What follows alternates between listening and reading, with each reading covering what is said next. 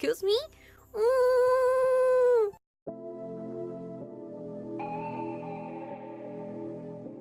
We're born in the moonlight. Ain't no fair to say. Can't breathe in the sunlight. Hello beautifuls, this is Aromie here. Welcome back to Changeling. We are here trying to decide the whole situation. It was a little frightening. Yes, I wasn't scared at all. I'm just glad you defended me. To be honest, I wish there was a choice saying that I'm glad he was there. I guess that's basically I'm just glad you defended me. I'm just glad you defended me. If I fought back, I think I would have been slapped down like a gnat. Yeah, please just don't confront them, any of them, ever. Do other werewolves just not like Fae or something? They don't like anyone who isn't one of us. Friendly!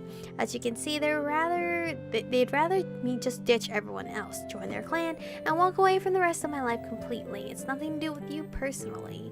That's good to know, but I had to admit I was tempted to try out that little spell Ali taught me.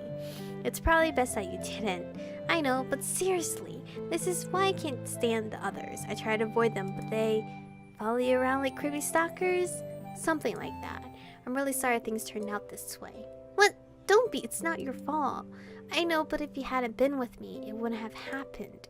If I hadn't been with you, I wouldn't have had nearly as much fun today. You think so? I do. I mean, we had that cute conversation at the cafe, so that was nice. Besides the whole situation just now. Some of the tension finally seemed to ease out of his shoulders. I'm glad to hear that. He shot me a tired smile. Let's head home. Is it okay to ask why they're so intent on getting you to join them anyway? You heard her, right? It's because I'm one of them. That's it. It's just elitism. That woman acted like she knew you. Knew of me is more like it, probably. I've just helped some of them out a few times when it came to run-ins with the agency. I've helped some of the loners in the area stay safe. Sean and Derek too. They would have been in hot water, but I sort of negotiated for the agency to go easy on them. Instead, they just had to enter the school and join the club so we could keep an eye on them. What did they do? They just picked a fight with some people they shouldn't have. I chewed my lip thoughtfully. People they shouldn't have. I wonder who. Other werewolves. It didn't seem like Rachel and Liam liked them that much. No wonder they wanted to form a clan with Danny. They probably needed the protection more than anyone. Danny smiled suddenly. Let's talk about something else. I'd rather today end on a more positive note. And there's not much about that situation that can be solved by talking. It wasn't that he was wrong, but I still kind of wanted to talk about it more. Instead, we were mostly silent the rest of the way home. It was cute though. Danny actually pulled into my driveway to drop me off when he could have just as easily let me walk home from his driveway. Sorry everything ended up so weird. It wasn't weird, it was fine.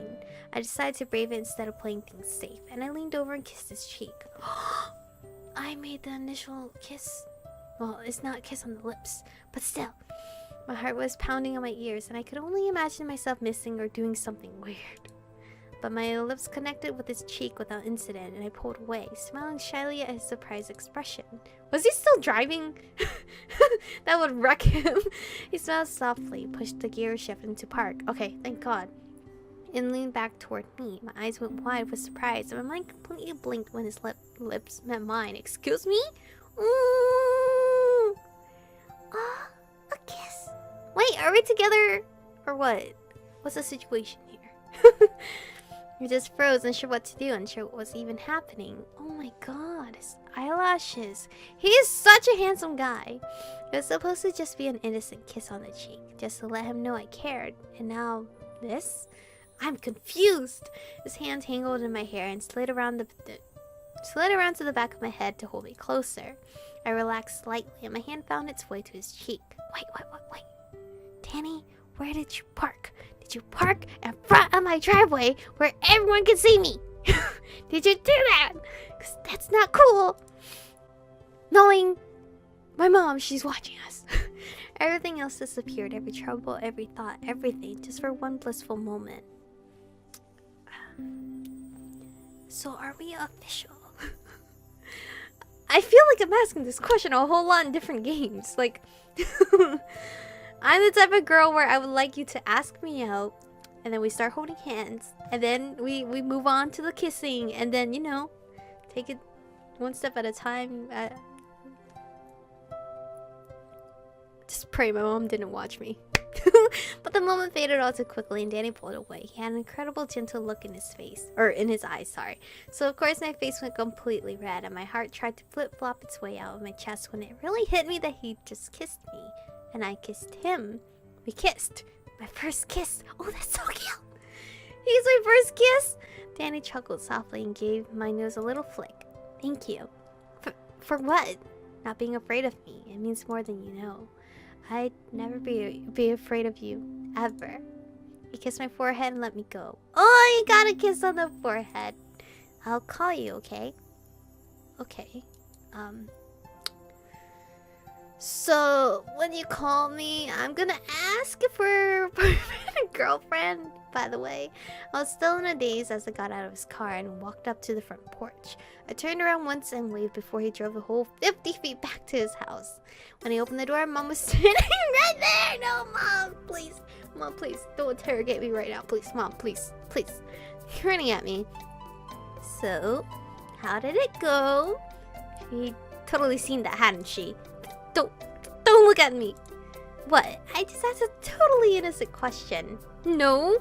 I red face and bolted upstairs and buried myself on the bed, biting on a pillow to keep from squealing in glee and alarm. Chapter 5. Danny's route. Lone wolves. Ooh, the mystical sound. Please tell me I'm not walking in the middle of the woods again, please. I was in my grandmother's study, sitting on the leather sofa with a book open on my lap. A crocheted throw, one she made herself, was wrapped around me as I bent my head over the massive book. Though the book itself wasn't really massive, it's just that I was small, very young.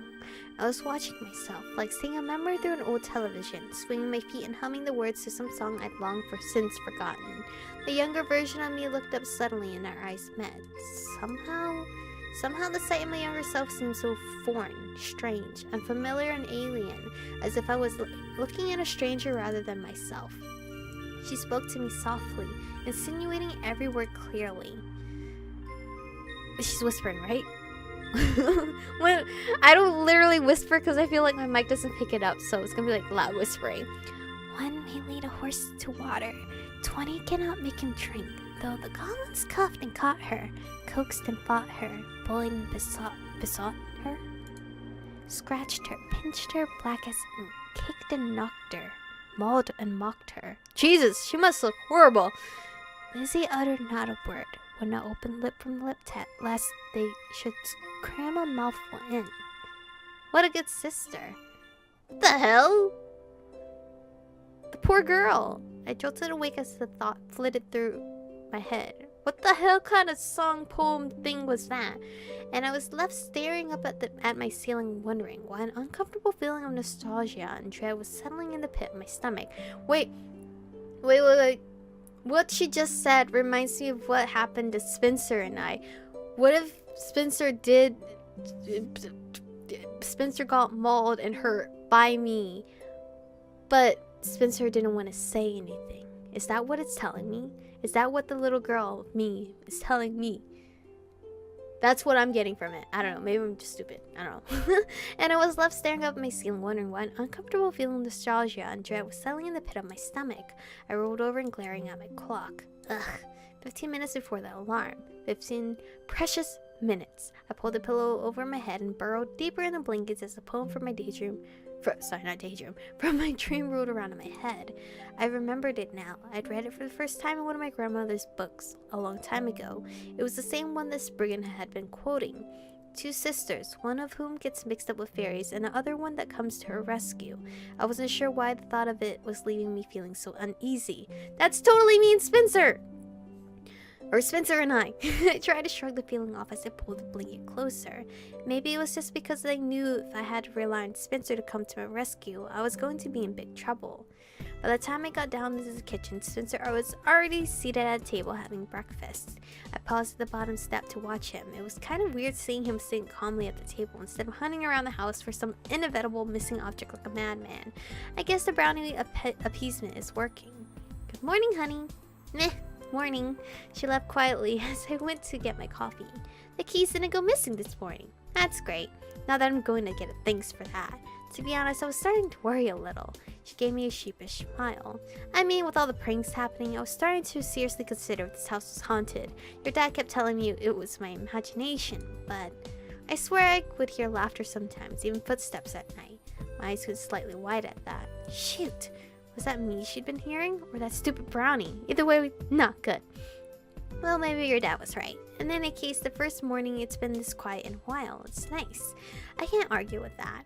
Yeah, it's pretty amazing how everything suddenly just stopped, almost as if the culprit finally found something better to do. I rolled my eyes. Here we go. Spencer? Where did I save? Jesus! Oh, I saved everywhere. I saved in all the files. Oh, gonna start replacing when I first started this game.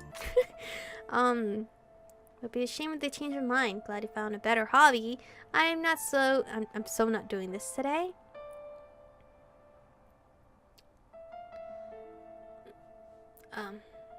Would be a shame if they changed their mind. I was so tired of him. It would be a shame if they were to change their mind. I'd appease that damn brownie for him. I was pretty sure I could piss it off again if I needed to. Probably not the smartest thing to say though. Spencer and Mom were both staring at me. What exactly does that mean? I have no idea. Just saying bullshit. I set my coffee mug down and sighed. If he's determined to keep blaming me, why can't I defend myself? No one is blaming you for it. Yes, he is. Why do you always defend him? Every time he does this, you stand up for him. Every time he makes those little jabs at me, every time he insinuates whatever he's insinuating, you let him do it. And then I'm the bad guy if I respond. I'm so tired of it. That's enough, Michiko. You know, parents have their favorites. Mom's favorite, Spencer. Dad's favorite's probably me. Hopefully, Dad, right? It's not enough. I'm tired of always having to take the blame. Michiko Melody. I glared at her, both frustrated at myself for taking the bait and frustrated at Spencer because he had managed to win. Again. Shit. Let's see. I'm so not doing this today? How about you try not to ruin everyone's morning? Oh shit, I went down the wrong path. Sorry. How can I ruin it by making an observation? Oh, come on. You always do this. You always make those little snide little remarks, then play innocent. I'm not the only one who's good at playing innocent. My hands tightened on the mug. Okay, come on you two. There's no reason to fight this morning. We're just talking about how nice and quiet it is. Tell him. Why do I always have to bear equal blame when he's the one picking the fights? Michiko? No, I'm tired of this. I haven't done anything, but every time I cut myself off when I saw the look on her face, biting the inside of my cheek hard. It really wasn't worth fighting with her over it. With a frustrated sigh, I set my mug down. I'm going to wait for Allie. I guess that's the mature choice. You seriously need to stop taking the bait every time it provokes you. I know that. It's just difficult. I'm so tired of it, and it's gotten worse since moving back. I know that even if he wasn't already suspicious of me, it's not reasonable for him to think I was responsible for the pranks. I know that my acting like I don't know what's going on is what's unfair, but I do not have the patience to deal with him on top of everything else. I promise as soon as the holiday is over, I'll help you deal with him. The sooner we get him sorted, the better off you'll both be. Is what you're doing really that important? I mean, the intern work. Not that I expect you to drop everything and deal with my stupid drama. Just, you talk about work a lot. Well, it does get a little hectic during any magic overflow period like...